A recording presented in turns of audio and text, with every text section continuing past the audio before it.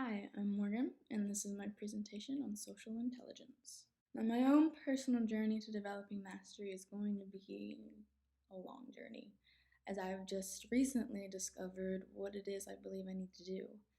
After years of ignoring the voice in my head, I've decided I want to be an artist. I've always loved to write, and that was my first form of art that I fell in love with when I was younger. And recently, I've noticed how much I enjoy graphic design, so maybe I can combine my passion for writing and my interest in design and make a career out of it. So, ultimately, I've chosen Leonardo da Vinci to study on his own mastery journey. I feel a great connection between myself and da Vinci, one that mainly comes from our similar curiosity of a hidden force or something inside all living things that make them grow and transform themselves. And we both seem to believe that all of life is infused and interconnected in some way.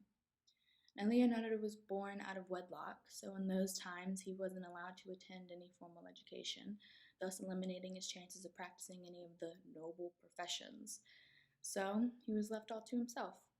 So when he started drawing and painting, he didn't have any teachers, and he didn't have any other drawings or paintings to look at. He just simply did everything by eye and just let nature take over. Just as I've never really had any teachers or mentors in the writing or designing field. He became obsessed with the smallest details in things and trying to find ways to capture them. Robert Greene says, "The bones of the hand or the contours of human lips were as inspiring to him as any religious image." Another similarity I see between myself and Da Vinci is the need he had for making all of his creations unique to himself. When he was asked to paint an angel in a larger biblical scene designed by his mentor, whose name I cannot pronounce, he decided to make his part come to life in his own way. And knowing the way Da Vinci brought his art to life, it's obvious that he could never just simply do an assignment. He needed to make it something of his own, to invent rather than imitate. Now, the key to Da Vinci's art was the amount of detail he studied and put into it. Robert Greene says he had come to believe that by focusing and understanding such details, he was actually getting closer to the secret of life itself. And I can only hope I do the same with my art. Figure out the secret of life. Now, Da Vinci was ultimately a master at speaking through his work. He never let the pressures of outside forces interrupt his process. He was able to continuously raise his skill level and stand out as an artist with his unique style. And while Da Vinci was always true to who he was as a person, the craft the appropriate persona strategy applies more to myself. You see, I've been portraying roles of multiple different characters my whole life. I have mastered the ability to transform myself at any moment. And while it is a helpful skill to have, it can be quite exhausting as well. As for the see yourself as others see you strategy, I have a lot of work to do there. Because you see, it's pretty hard to see yourself how others see you when you're not even sure how you see yourself. So needless to say, I have a lot of self-evaluating to do.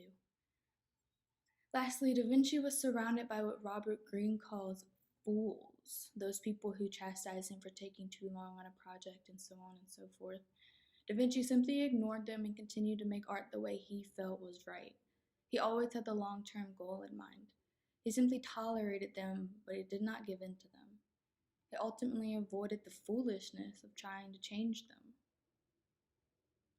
And if I could ask Leonardo da Vinci 2 questions, the first would be, did you know you were extraordinary?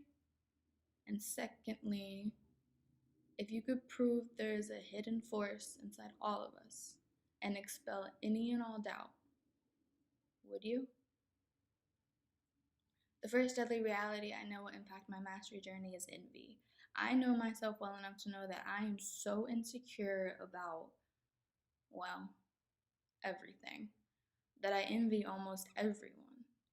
This is where I need to learn to accept myself for who I am and to accept my art as a part of me and to ultimately become more confident in it. The second deadly reality is rigidity. I am entirely guilty of falling into habits or routines to counteract the complexity of daily life. I'm currently learning how to drop all of my bad habits and replace them with new, productive ideas. And that includes my presentation. Thank you for watching.